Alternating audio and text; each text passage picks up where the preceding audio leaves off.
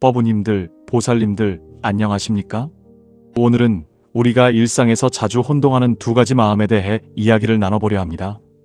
바로 욕심과 바람입니다. 제가 출가하기 전 이야기를 잠시 들려드리겠습니다. 당시 저는 작은 회사에 다니고 있었습니다. 어느 날 동료 한 분이 승진 발표를 앞두고 몹시 불안해하는 모습을 보았습니다. 그분은 매일 밤늦게까지 일했고 주말도 반납하며 최선을 다했습니다. 하지만 그분의 얼굴에는 기쁨이 아닌 초조함만 가득했습니다. 식사 시간에도 휴대폰을 놓지 못했고 다른 동료들의 성과를 신경 쓰며 비교했습니다. 결국 그분은 승진했지만 이상하게도 그 표정은 여전히 편안해 보이지 않았습니다. 반면 다른 동료 한 분은 같은 목표를 가지고 있었지만 전혀 다른 모습이었습니다. 그분 역시 열심히 일했지만 퇴근 후에는 마음을 내려놓고 가족과 시간을 보냈습니다. 승진 결과가 나오기 전에도 담담했고 결과와 상관없이 자신이 할 수 있는 최선을 다하는 것에 집중했습니다. 그분은 승진하지 못했지만 오히려 다음 기회를 위해 부족한 부분을 배우겠다며 웃으며 말했습니다. 법우님들, 이 두 분의 차이가 무엇이었을까요? 바로 욕심과 바람의 차이였습니다. 부처님께서는 증이라 함경에서 이렇게 말씀하셨습니다. 탐욕은 마음을 어지럽히고 고통을 낳지만 바른원은 마음을 맑게 하고 지혜를 낳느니라. 이 말씀의 깊은 의미를 살펴보면 욕심이란 집착과 불안에서 비롯된 갈구이고 바람이란 청정한 마음에서 우러나온 원력이라는 것을 알 수 있습니다. 우리는 일상에서 수없이 많은 욕심과 바람을 경험합니다. 아침에 눈을 뜨면서부터 밤에 잠들 때까지 우리 마음 속에는 끊임없이 무언가를 원하는 마음이 일어납니다. 맛있는 음식을 먹고 싶은 마음, 좋은 집에서 살고 싶은 마음, 사랑하는 사람과 함께하고 싶은 마음, 건강하게 살고 싶은 마음, 자녀가 잘 되기를 바라는 마음, 이 모든 것들이 우리 안에 존재합니다. 그런데 법우님들, 여기서 중요한 질문이 있습니다. 이러한 마음들이 모두 나쁜 것일까요? 아니면 모두 좋은 것일까요? 많은 분들이 이 부분에서 혼란을 겪습니다. 어떤 분들은 모든 원함 자체를 욕심이라고 생각하여 아무것도 바라지 말아야 한다고 생각합니다. 또 어떤 분들은 자신의 모든 욕구를 정당한 바람이라고 합리화하며 끝없이 추구합니다. 부처님의 가르침은 이 둘 다 아닙니다. 부처님께서는 무조건적인 금욕도 무절제한 추구도 가르치지 않으셨습니다. 대신 중도의 길을 제시하셨습니다. 그것은 바로 우리 마음의 본질을 정확히 들여다보는 것입니다. 제가 수행 초기에 은사 스님께 여쭤본 적이 있습니다. 스님, 저는 좋은 수행자가 되고 싶습니다. 그런데 이것도 욕심인가요? 스님께서는 빙그레 웃으시며 이렇게 말씀하셨습니다. 그 마음이 일어날 때 내 가슴이 답답하고 조급한가 아니면 맑고 평안한가를 살펴보거라. 욕심은 불안을 동반하지만 참된 원은 고요함 속에서 피어나느니라. 그 말씀을 듣고 저는 비로소 깨달았습니다. 욕심과 바람은 겉으로 보기에는 비슷해 보이지만 그 뿌리와 결과가 완전히 다르다는 것을 말입니다. 욕심은 결핍감에서 시작됩니다. 내가 지금 부족하다는 생각, 내가 가진 것으로는 충분하지 않다는 생각에서 비롯됩니다. 그래서 욕심은 항상 불안과 초조함을 동반합니다. 무언가를 얻지 못할까봐 두려워하고 얻은 후에도 잃을까봐 걱정합니다. 다른 사람과 끊임없이 비교하며 상대방이 가진 것을 부러워합니다. 반면 바람은 충만함에서 시작됩니다. 지금 이 순간에 감사하는 마음, 내가 가진 것의 소중함을 아는 마음에서 우러나옵니다. 그래서 바람은 평온함과 함께합니다. 이루어지면 기쁘게 받아들이고 이루어지지 않아도 담담히 받아들입니다. 다른 사람의 성취를 함께 기뻐하며 모두가 행복하기를 원합니다. 법우님들은 어떠신가요? 여러분이 지금 마음속에 품고 있는 그 원함이 욕심인지 바람인지 한번 돌아보셨습니까? 그렇다면 법우님들, 욕심과 바람을 구분할 줄 알게 되었을 때 우리가 반드시 마주해야 할 또 하나의 큰 산이 있습니다. 바로 분노입니다. 부처님께서는 앙구따라 니까야에서 이렇게 말씀하셨습니다. 코다노 빠바또와야 아나타노 하타야 파타띠. 분노는 타오르는 석탄을 맨손으로 움켜쥐고 남에게 던지려는 것과 같으니 먼저 되는 것은 자기 자신이니라. 이 말씀의 배경에는 깊은 이야기가 있습니다. 부처님 당시 코삼비 지역에 두 비구가 있었습니다. 작은 계율 문제로 다툼이 시작되었는데 처음에는 단순한 의견 차이였습니다. 하지만 분노가 개입되면서 승가 전체가 둘로 갈라지는 큰 분쟁으로 번졌습니다. 부처님께서 직접 화해를 권하셨지만 두 비구는 듣지 않았고 결국 부처님께서는 그들을 떠나 숲속에서 홀로 지내셨습니다. 그제야 승가는 자신들의 잘못을 깨닫고 부처님께 용서를 구했습니다. 저는 이 이야기를 들을 때마다 마음이 숙연해집니다. 분노가 얼마나 무서운 것인지, 그것이 우리 자신뿐 아니라 주변 모든 사람을 어떻게 파괴하는지를 적나라하게 보여주기 때문입니다. 법우님들, 우리는 살아가면서 수없이 화를 냅니다. 아침에 출근길 지하철이 지연되어 회의에 늦었을 때, 상사가 내 의견을 무시하고 일방적으로 결정을 내렸을 때, 배우자가 약속을 잊어버렸을 때, 자녀가 같은 실수를 반복할 때 우리는 화가 치밀어 오릅니다.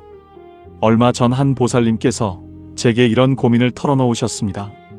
직장에서 10년 넘게 함께 일한 동료가 있었는데 승진 심사에서 그 동료가 자신을 깎아내리는 말을 했다는 것을 나중에 알게 되었답니다. 처음에는 믿을 수 없었고 그 다음에는 배신감이 밀려왔으며 결국에는 분노로 가득 찼다고 합니다.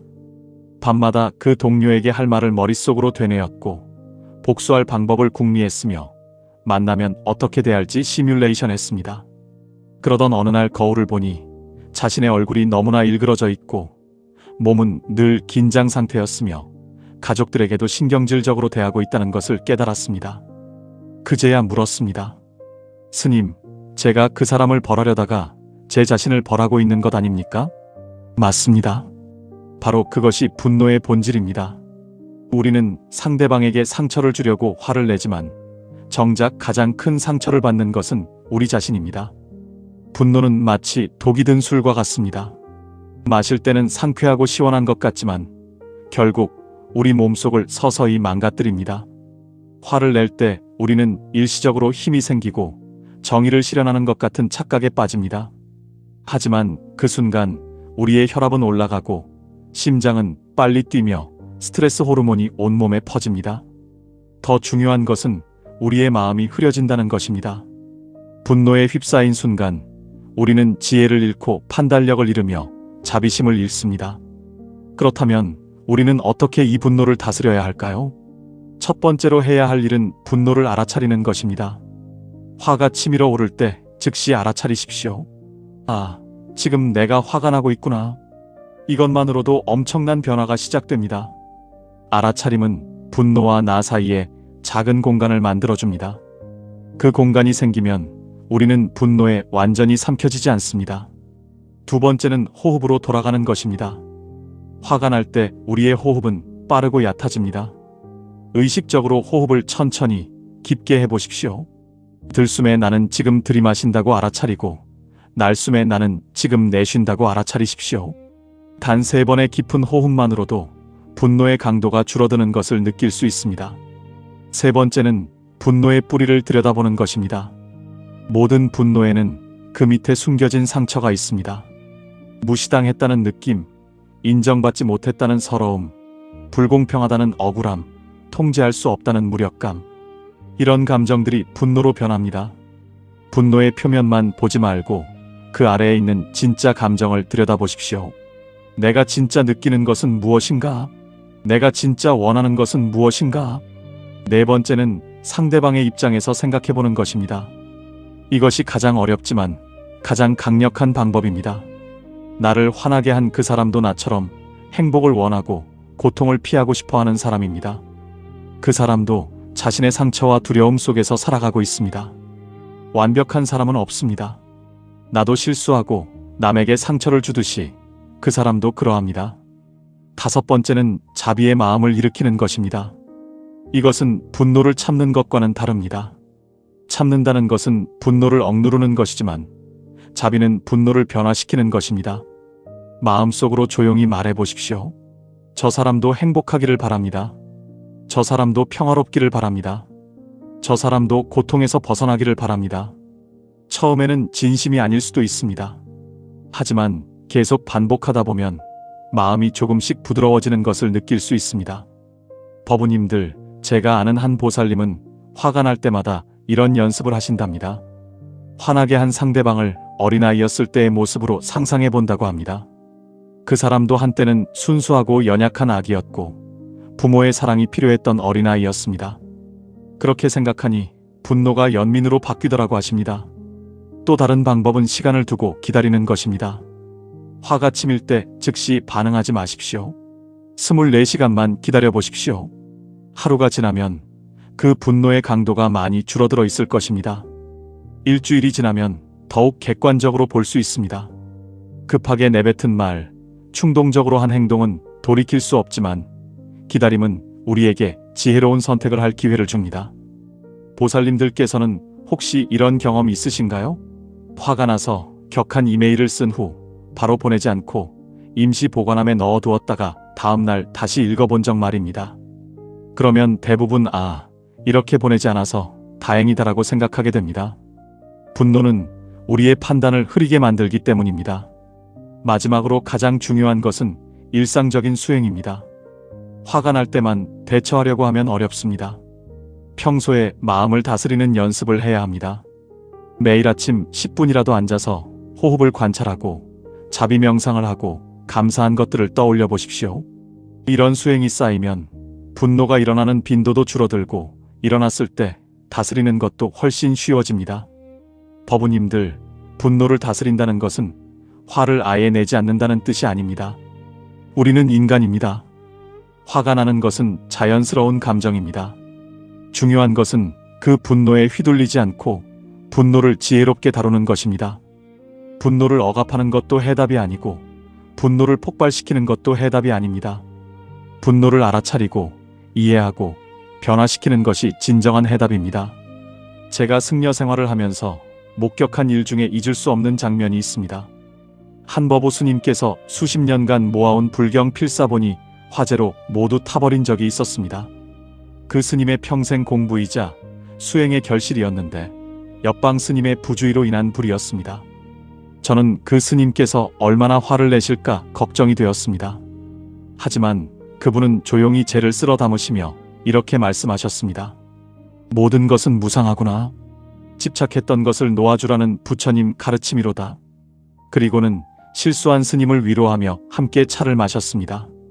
그 순간 저는 진정한 분노의 초월이 무엇인지 보았습니다. 또한 분노를 다스리는 데 있어 메따 바와나, 즉 자애 명상의 힘을 빼놓을 수 없습니다. 이것은 단순히 좋은 마음을 갖자는 것이 아니라 체계적으로 마음을 훈련하는 방법입니다. 먼저 자신에게 내가 행복하기를, 평안하기를, 건강하기를 하고 축원합니다. 그 다음 사랑하는 사람, 중립적인 사람, 그리고 마지막으로 나를 힘들게 하는 사람에게까지 같은 축원을 보냅니다. 법우님들, 이제 우리 마음속 깊은 곳에 자리 잡은 또 다른 번뇌에 대해 이야기해 보겠습니다. 바로 집착과 욕심입니다. 부처님께서는 중화함경에서 이렇게 말씀하셨습니다. 탐욕은 작은 맛이 있으나 큰 괴로움이 있고 작은 즐거움이 있으나 큰 근심이 있다. 탐욕 탐의 탐착 욕탐 애착 욕탐의 탐착은 마치 뼈다귀를 물고 늘어지는 개와 같으니 배는 고프되 뼈에는 살이 없어 결국 지치고 만다. 이 구절은 우리가 무언가를 집착할 때 그것이 주는 일시적 만족 뒤에 얼마나 큰 고통이 따르는지를 보여줍니다. 제가 상담했던 한 보살님의 이야기를 들려드리겠습니다. 그분은 대기업 임원으로 성공한 분이셨습니다. 하지만 늘 불안해하셨습니다. 더 높은 자리, 더 많은 연봉, 더 큰 집을 원하셨죠. 어느 날 그분이 제게 이렇게 말씀하셨습니다. 스님, 저는 왜 이렇게 채워지지 않을까요? 20년 전 과장이었을 때는 부장만 되면 행복할 줄 알았습니다. 부장이 되니 임원이 되고 싶었고 임원이 되니 더 높은 자리가 보입니다. 제 마음은 항상 텅 비어 있습니다. 그분의 눈에는 피로가 가득했습니다. 이것이 바로 법구경에서 말하는 가래의 고통입니다. 경전에는 가래는 사람을 끌고 다니며 여기저기로 떠돌게 한다. 마치 숲속의 원숭이가 나무에서 나무로 끊임없이 뛰어다니는 것과 같다라고 표현되어 있습니다. 우리는 끊임없이 다음 것을 욕망하며 현재 가진 것에 만족하지 못합니다. 법우님들, 욕심과 바람은 어떻게 다를까요? 바람은 방향이 있고 목적이 있습니다. 하지만 욕심은 끝이 없습니다. 마치 소금물을 마시는 것과 같아서 마시면 마실수록 더 목이 마릅니다. 저는 이것을 욕망의 역설이라고 부릅니다. 우리가 무언가를 얻으면 얻을수록 우리는 더 많은 것을 원하게 됩니다. 한 젊은 법우님의 경우를 말씀드리겠습니다. 그는 명품 가방을 모으는 것이 취미였습니다. 처음에는 한 달에 한 개씩 사다가 나중에는 일주일에 한 개씩 사게 되었습니다. 집에는 100개가 넘는 가방이 있었지만 그는 늘 새로운 가방을 보면 가슴이 뛰었습니다.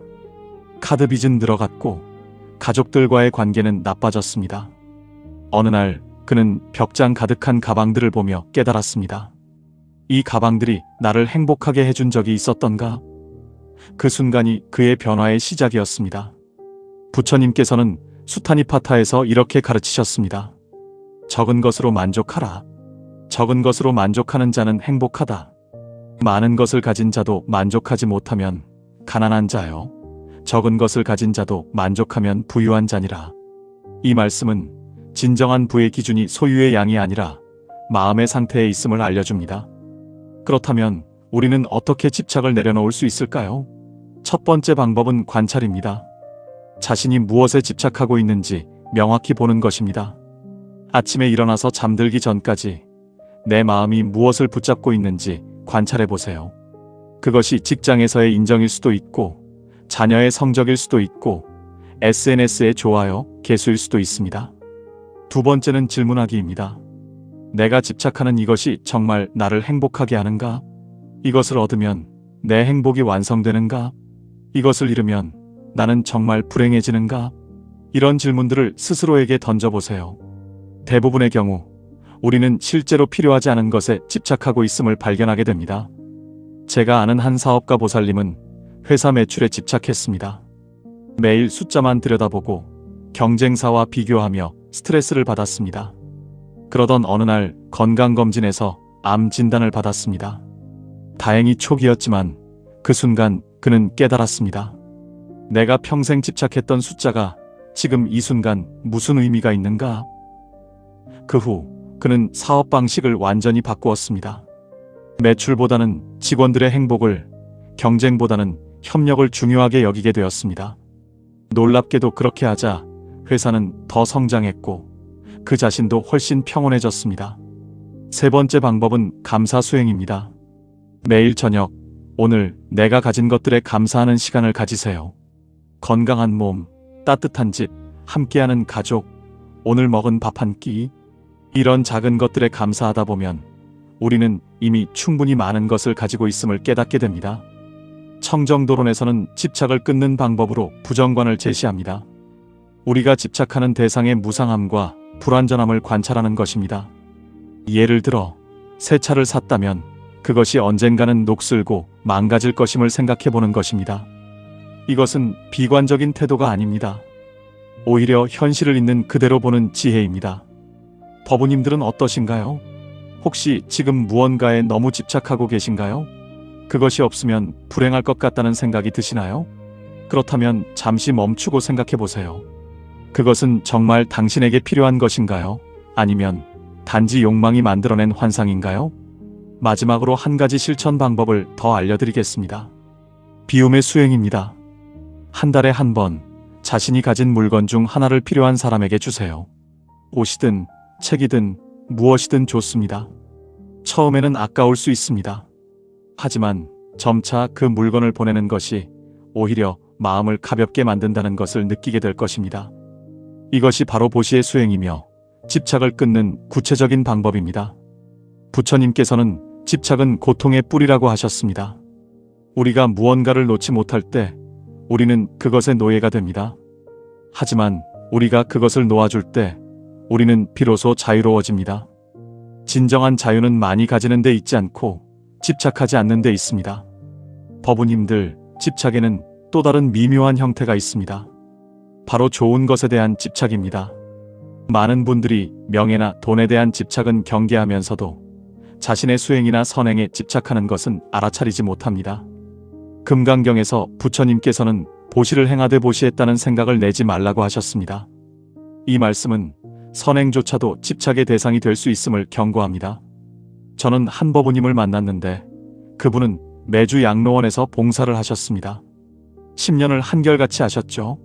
그런데 어느 날 그곳에서 더 젊은 봉사자가 칭찬받는 것을 보고 질투심이 일었다고 합니다.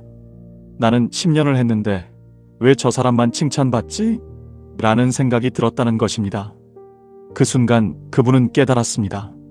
자신이 봉사 자체가 아니라 인정받고 싶은 욕구에 집착하고 있었다는 것을요. 이것이 바로 능엄경에서 말하는 미세한 번뇌입니다. 겉으로 드러나는 탐욕은 알아차리기 쉽지만 선한 행위 뒤에 숨은 집착은 발견하기 어렵습니다. 마치 깨끗한 물속에 숨은 물고기처럼 우리 마음속 깊은 곳에서 조용히 움직입니다. 또한 집착은 안 좋은 것으로부터 벗어나려는 집착으로도 나타납니다. 고통을 피하려는 마음, 실패를 두려워하는 마음도 일종의 집착입니다. 한 청년 법우님은 실패가 두려워 아무것도 시도하지 못했습니다.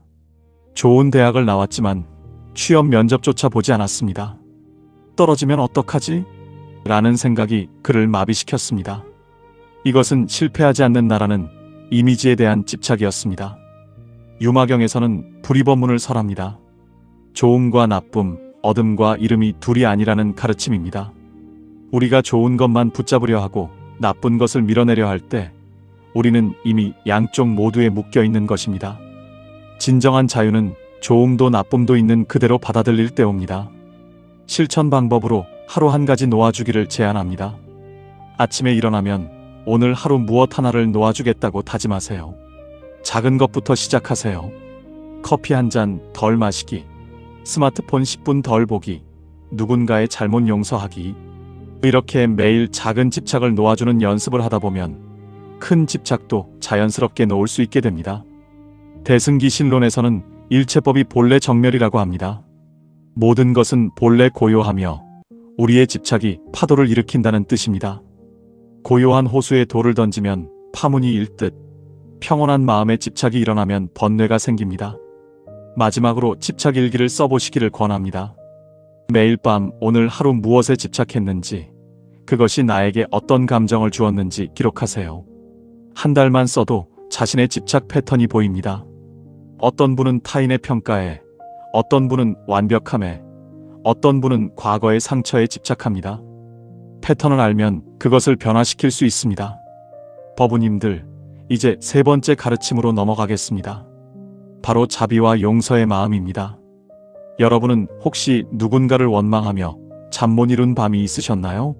부당하게 대우받았던 기억이 가슴에 응어리로 남아있지는 않으신가요? 우리는 살아가면서 수없이 많은 상처를 받습니다.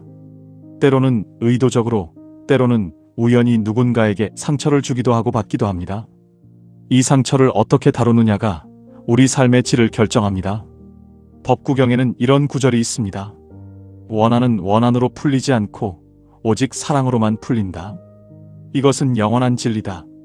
원문은 나히 베레나 베라니 삼만티다 쿠다 차낭 아베레나 짜 삼만티 에사담모 사난타노입니다. 이 구절은 부처님께서 코살라국의 왕자들 사이의 복수국을 보시고 하신 말씀입니다. 당시 두 왕가는 대대로 원한을 품고 서로를 공격했습니다. 부처님은 복수가 복수를 낳을 뿐 진정한 해결은 자비에서 온다고 가르치셨습니다. 회사에서 일하시는 한 보살님의 이야기를 들려드리겠습니다. 그분은 3년 전 승진 심사에서 동료의 모함으로 탈락했습니다. 그 동료는 거짓 보고서를 작성해 그분의 업무 능력을 폄하했고 결과적으로 그분 대신 승진했습니다. 보살님은 분노와 원망으로 매일 밤을 지새웠습니다. 출근길마다 복수를 꿈꿨고 그 동료의 실수를 찾아내려 혈안이 되었습니다. 1년이 지나도 2년이 지나도 그 마음은 사라지지 않았습니다. 그런데 어느 날 그 동료가 심각한 가정 문제로 고통받고 있다는 사실을 알게 되었습니다. 병든 부모를 모시고 경제적 어려움에 시달리며 그래서 승진이 절실했던 것입니다. 보살님은 그제야 깨달았습니다. 자신이 3년 동안 품어온 분노가 정작 자신만 괴롭혔다는 것을, 그 동료도 나름의 고통 속에 있었다는 것을 말입니다. 자비란 무엇일까요? 많은 분들이 자비를 약함이나 굴복으로 오해합니다. 그러나 진정한 자비는 가장 강한 힘입니다. 대지도론에서는 자비는 모든 공덕의 근본이며 부처님 도를 이루는 씨앗이라고 합니다. 자비심이 없다면 아무리 많은 수행을 해도 깨달음에 이를 수 없다는 뜻입니다. 자비에는 4가지 단계가 있습니다. 첫째는 자애입니다. 모든 중생이 행복하기를 바라는 마음입니다. 둘째는 연민입니다. 고통받는 이들의 아픔을 함께 느끼는 마음입니다. 셋째는 기쁨입니다. 타인의 성공과 행복을 진심으로 축하하는 마음입니다. 넷째는 평등심입니다. 친한 사람이나 원수나 구별 없이 대하는 마음입니다. 이 4가지를 사무량심이라고 합니다. 용서는 어떻게 실천할까요? 먼저 용서 명상을 소개해드립니다. 조용한 곳에 앉아 눈을 감으세요. 여러분에게 상처를 준 사람을 떠올립니다. 처음에는 분노가 일어날 것입니다. 그 감정을 억누르지 마시고 있는 그대로 느껴보세요. 그리고 천천히 이렇게 말합니다. 당신도 나처럼 행복을 원하는 사람입니다. 당신도 나처럼 고통을 피하고 싶어하는 사람입니다. 당신도 나처럼 불완전한 사람입니다. 이 말을 반복하다 보면 조금씩 마음이 부드러워집니다. 한 가정주부 법우님의 경험담입니다. 시어머니와 20년을 갈등하며 지냈습니다. 시어머니는 끊임없이 간섭하고 비난했습니다. 요리 하나, 청소 하나 마음에 들어 하지 않았습니다. 법우님은 참다 못해 가족들과 떨어져 살 생각까지 했습니다. 그러다 절에서 용서 명상을 배웠습니다. 처음에는 반신반의했지만 매일 아침 10분씩 실천했습니다. 시어머니를 떠올리며 이분도 한때는 누군가의 딸이었고 며느리였습니다. 이분도 나처럼 인정받고 싶었을 것입니다 라고 되뇌었습니다. 3개월쯤 지나자 신기한 일이 일어났습니다. 시어머니의 잔소리가 들릴 때마다 저분도 외로우시구나, 관심받고 싶으시구나 라는 생각이 먼저 들었습니다. 법우님의 태도가 바뀌자 시어머니도 조금씩 변했습니다. 지금은 서로를 이해하며 평화롭게 지낸다고 합니다. 부처님께서는 수타니파타에서 이렇게 말씀하셨습니다. 어머니가 목숨을 걸고 외아들을 보호하듯 그와 같이 모든 생명 있는 것들에게 한량없는 자비심을 내라. 이것은 단순한 이상이 아닙니다. 실천 가능한 구체적 방법입니다. 직장에서 실천하는 자비의 예를 들어보겠습니다. 여러분이 프로젝트 리더라고 가정해봅시다. 팀원 중 한 명이 계속 실수를 합니다. 마감일을 어기고 보고서에 오류가 많습니다. 화가 날 것입니다. 하지만 잠시 멈추고 생각해보세요. 이 사람에게 무슨 일이 있는 걸까요? 혹시 개인적 어려움이 있는 건 아닐까요? 자비로운 리더라면 먼저 조용히 불러 요즘 무슨 일 있나요? 제가 도울 일이 있을까요? 라고 물을 것입니다. 실제로 한 팀장님은 이렇게 했더니 그 팀원이 아이의 병원 치료 때문에 밤잠을 설치고 있었다는 사실을 알게 되었습니다. 팀장님은 업무 일정을 조정해주고 다른 팀원들에게도 상황을 설명했습니다. 그러자 팀 전체가 서로 돕기 시작했고 프로젝트는 성공적으로 완료되었습니다. 용서의 힘은 과학적으로도 증명되었습니다.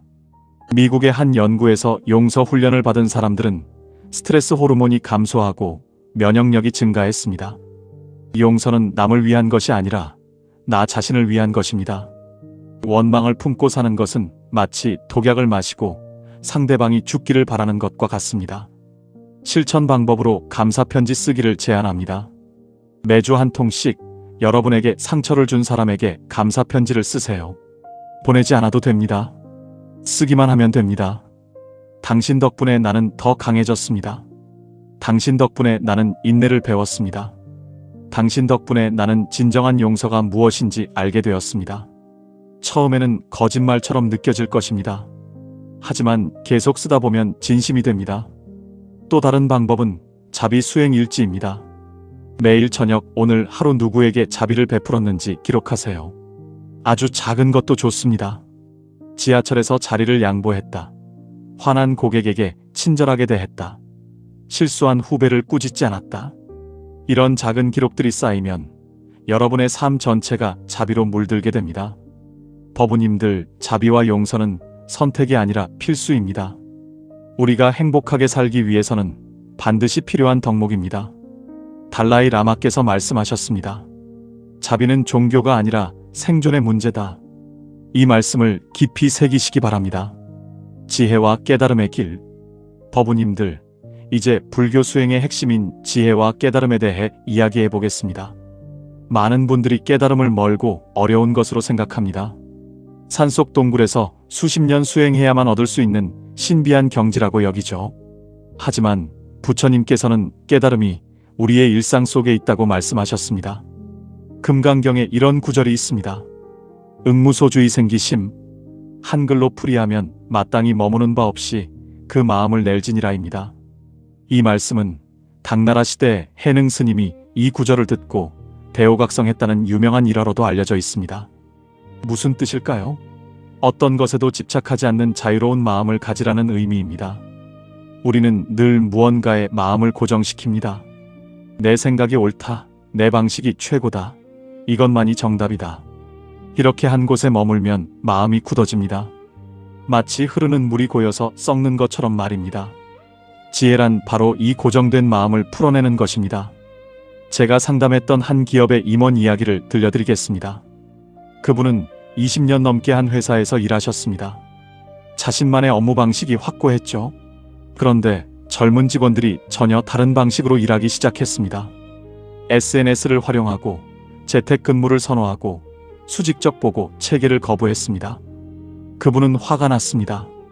요즘 젊은 애들은 버릇이 없어. 내가 20년 경험으로 쌓은 노하우를 무시하다니. 그렇게 몇 년을 쌓으셨습니다. 어느 날 저를 찾아오셨을 때 그분은 완전히 지쳐 있었습니다. 스님, 제가 틀렸을까요? 제가 물었습니다. 임원님, 20년 전 방식이 지금도 최선이라고 확신하십니까? 그분이 한참을 생각하시더니 말씀하셨습니다. 아니요. 세상이 변했죠. 하지만 제 방식을 버리면 제가 무가치해지는 것 같아서요. 바로 이겁니다. 우리는 자신의 생각과 방식에 자아를 투영합니다. 그것을 버리면 내가 무너질 것 같은 두려움을 느낍니다. 하지만 부처님께서는 이렇게 말씀하셨습니다. 집착을 내려놓는 것이 곧 자유다. 그분은 천천히 변화를 받아들이기 시작했습니다. 젊은 직원들의 방식을 관찰하고 배우고 때로는 자신의 경험과 결합했습니다.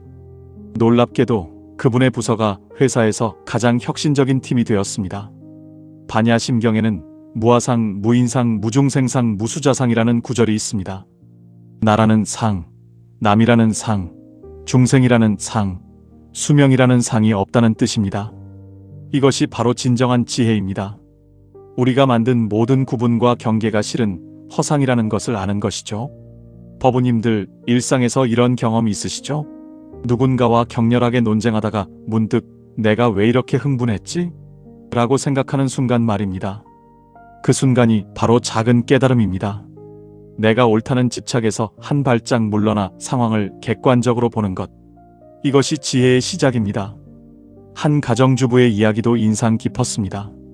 그분은 완벽한 어머니가 되려고 애썼습니다. 아이의 성적, 식습관, 친구 관계까지 모두 관리했죠. 그런데 중학생이 된 아들이 반항하기 시작했습니다. 엄마는 왜 내 인생을 조종하려고 해?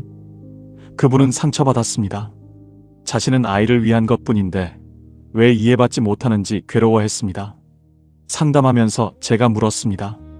보살님, 완벽한 어머니는 누구를 위한 것입니까? 그분이 울먹이며 대답했습니다. 제 어머니는 저를 방치하셨어요. 저는 제 아이만큼은 완벽하게 키우고 싶었어요. 바로 그것이었습니다. 자신의 상처를 아이를 통해 치유하려 했던 것이죠. 그것이 아이를 위한 것이 아니라 자신을 위한 것임을 깨달았을 때 그분의 육아 방식이 완전히 바뀌었습니다. 부처님께서는 모든 고통은 무지에서 온다고 말씀하셨습니다. 여기서 무지란 단순히 모르는 것이 아닙니다. 진실을 왜곡해서 보는 것입니다. 우리의 욕망과 두려움이라는 필터를 통해 세상을 보기 때문에 있는 그대로를 보지 못합니다. 지혜란 이 필터를 하나씩 벗겨내는 과정입니다. 그렇다면 어떻게 지혜를 키울 수 있을까요? 첫 번째는 관찰 수행입니다. 하루에 한 번 자신의 감정과 생각을 관찰하는 시간을 가지세요. 화가 났을 때 내가 지금 화가 났구나 라고 인정하는 것입니다. 슬플 때 내가 슬프구나 라고 알아차리는 것이죠. 판단하지 말고 그저 관찰만 하세요. 마치 하늘의 구름을 바라보듯이 말입니다. 두 번째는 질문 수행입니다. 확신이 들 때마다 스스로에게 물어보세요. 정말 그럴까? 다른 가능성은 없을까? 내가 놓치고 있는 것은 무엇일까? 한 중견회사 사장님이 이 수행을 실천하셨습니다. 중요한 결정을 내리기 전에 반드시 내가 틀렸다면 어떻게 틀렸을까? 라고 자문하셨죠. 그 결과 회사의 실수가 현저히 줄어들었습니다. 세 번째는 비우기 수행입니다. 매일 아침 일어나서 오늘 나는 아무것도 모른다고 선언하세요. 어제의 지식과 경험을 잠시 내려놓는 것입니다. 그러면 새로운 것을 받아들일 공간이 생깁니다. 마치 찻잔을 비워야 새 차를 부을 수 있는 것처럼 말입니다. 법화경에는 일체 중생실 유불성이라는 가르침이 있습니다. 모든 중생이 다 부처의 성품을 가지고 있다는 뜻입니다. 깨달음은 멀리 있는 것이 아닙니다. 이미 우리 안에 있습니다. 다만 번뇌와 집착이라는 먼지에 가려져 있을 뿐이죠. 지혜의 수행은 이 먼지를 닦아내는 작업입니다. 한 대학생이 저에게 물었습니다. 스님, 저는 언제쯤 깨달을 수 있을까요? 제가 되물었습니다. 지금 이 순간 숨을 쉬고 있다는 것을 알아차리고 있나요? 네. 그것이 바로 깨달음의 시작입니다.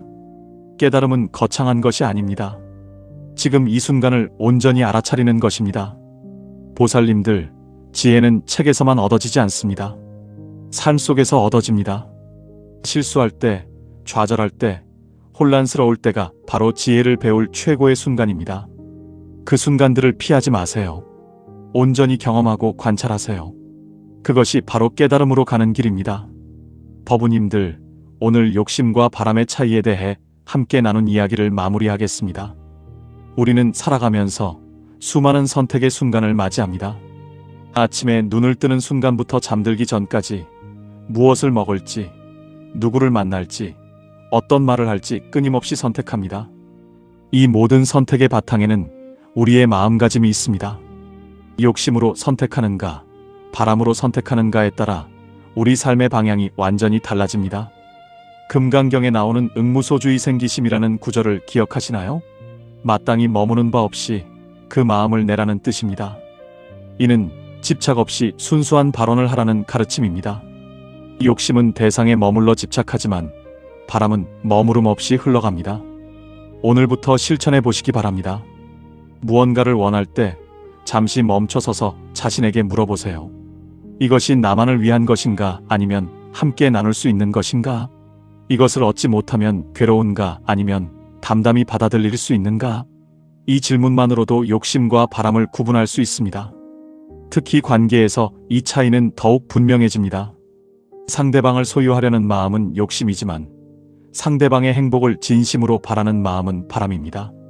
자녀가 내 뜻대로 되기를 바라는 것은 욕심이지만 자녀가 스스로 행복한 길을 찾기를 바라는 것은 바람입니다. 보살님들, 욕심을 완전히 없애는 것은 쉽지 않습니다. 우리는 완벽한 성인이 아니니까요. 하지만 알아차림만으로도 큰 변화가 시작됩니다. 욕심이 일어날 때 그것을 알아차리고 천천히 바람으로 바꿔가는 연습을 하세요. 마치 탁한 물이 가라앉아 맑아지듯 우리 마음도 점차 맑아질 것입니다. 오늘 하루 단 한 가지 선택이라도 욕심이 아닌 바람으로 해보세요. 그 작은 실천이 모여 여러분의 삶을 변화시킬 것입니다. 여러분 모두 욕심의 무거운 짐을 내려놓고 가벼운 바람으로 행복한 하루하루를 만들어 가시길 기원합니다. 관세음보살